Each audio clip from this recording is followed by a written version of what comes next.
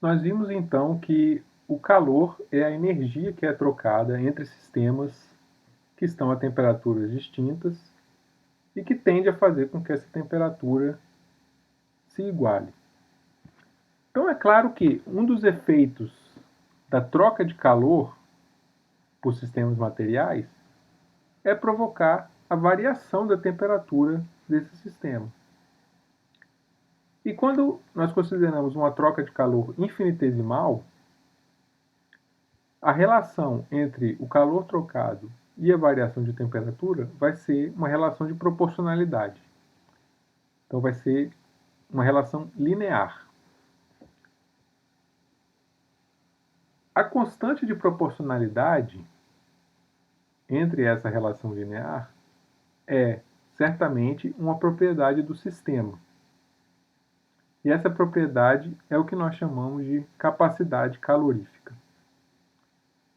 Então, o que essa relação nos está dizendo é o seguinte: quanto maior for a capacidade calorífica de um sistema, mais calor eu vou ter que ceder para esse sistema para provocar uma mesma variação de temperatura. Ou dito de outras palavras, se eu tenho dois sistemas e eu quero aumentar a temperatura desses sistemas de 1 grau, eu vou precisar ceder mais calor para aquele sistema que tiver uma maior capacidade calorífica do que o outro. Se esse sistema for constituído de uma substância simples, por exemplo, for um sistema somente de ouro, ou se for apenas água, digamos, então essa capacidade calorífica vai ser proporcional à propriedade do sistema, né, do que ele é constituído e da massa desse sistema. Quanto maior for esse sistema, mais calor eu vou ter que ceder para aumentar a temperatura desse sistema. Então, num caso de um sistema simples, essa relação pode ser escrita como uma proporcionalidade entre a massa, uma propriedade da substância, que é o que nós chamamos de calor específico, e uma variação, e a variação de temperatura que é provocada por essa troca de calor. Agora, lembra que o calor trocado ele não é uma propriedade do sistema, ele é uma propriedade do processo.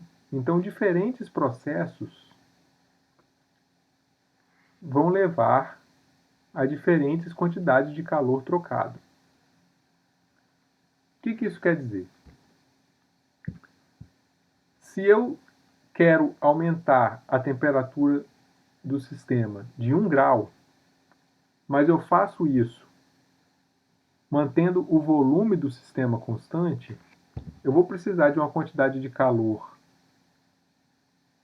diferente do que se eu fizesse o processo mantendo a pressão constante. A mesma variação de temperatura vai requerer diferentes quantidades de calor se o processo for diferente. Então, nesse caso, nós dizemos que essa proporcionalidade aqui, essa constante, é o calor específico a volume constante, e esse daqui seria o calor específico da substância a pressão constante.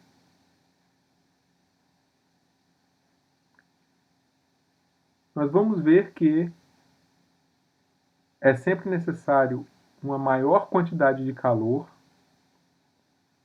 para aumentar a temperatura do sistema a pressão constante do que a volume constante. É claro que isso tudo é para uma troca de calor infinitesimal.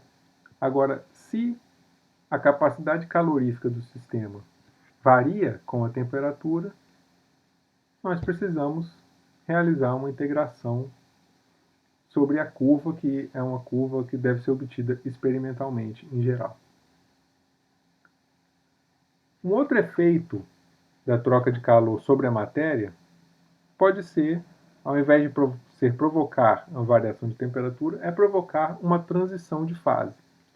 Então eu posso converter o sistema de uma fase sólida para um líquido e, eventualmente, do líquido para o gás.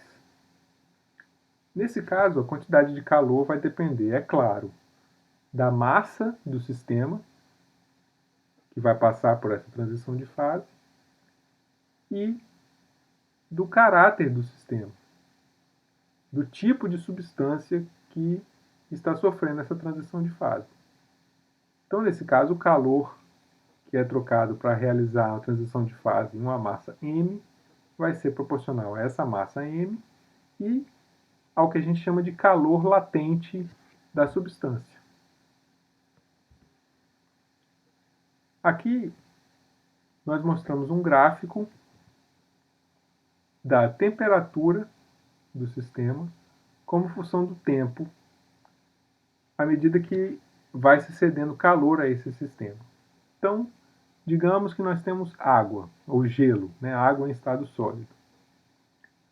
Nós cedemos calor, a temperatura do gelo vai aumentando com o passar do tempo, até que se atinge o ponto de fusão do gelo. Nesse ponto, a temperatura deixa de aumentar e todo o calor que é cedido vai ser dedicado a realizar a transição de fase.